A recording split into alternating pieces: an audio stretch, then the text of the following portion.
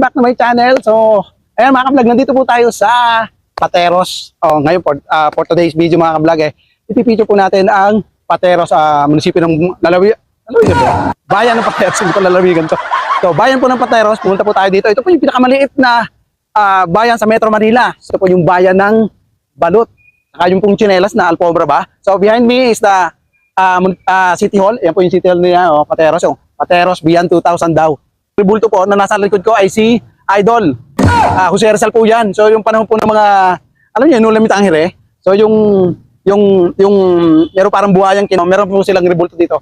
And then mga ka-vlog, ayan, samahan niyo po ako for today para doon po natin, ikukuhan po natin, pipicture po natin yung kung anong meron dito sa Pateros. Kasi ito po yung, nako, very interesting po yung meron dito sa ano. Ito po yung parang the capital of the South, ganyan. And then meron po siyang dito po nag-originate yung balot na very famous sa mga Pilipino. So kung kumakain po kayo ng balot, watch out for this. And then yung pong tsinelas na Alfombra, and then yung mga salted egg na kulay pink kanyan. So ipipicture din po natin yan mamaya. Iikutin po natin ang buong Pateros. So for those who are not yet subscribed to my YouTube channel mga ka-vlog, ay naku, mag-subscribe na kayo. At kung kayo napadaan lang, please do subscribe and hit the notification bell para every time na may new upload.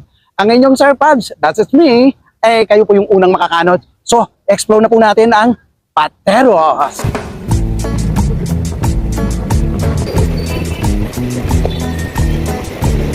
Para ano, pakita niyo yung sticker. Ayan, shoutout kayo. Bati kayo sa mama niyo, papa niyo. Naka-vlog na kami. Ano pangalan mo, boy? Ryan po. Si shoutout kay Ryan, saka kay Ian. Kian. Ian. Sian. Ang daming pangalan. Sian. Whatever. Shoutout kayong dalawa, ha? Mabait lang kayo, ha? Okay. Thank you.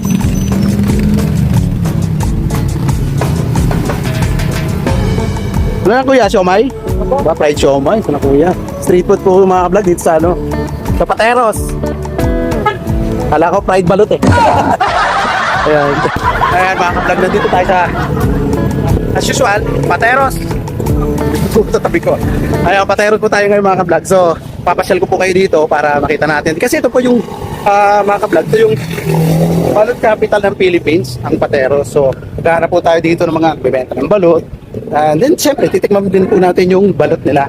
Kasi direkta na tayo dito sa Pateros na balot capital of the Philippines. So, ayan, titikman din natin. And then, tingnan yung mga tsinelas din po sila dito ng binibenta.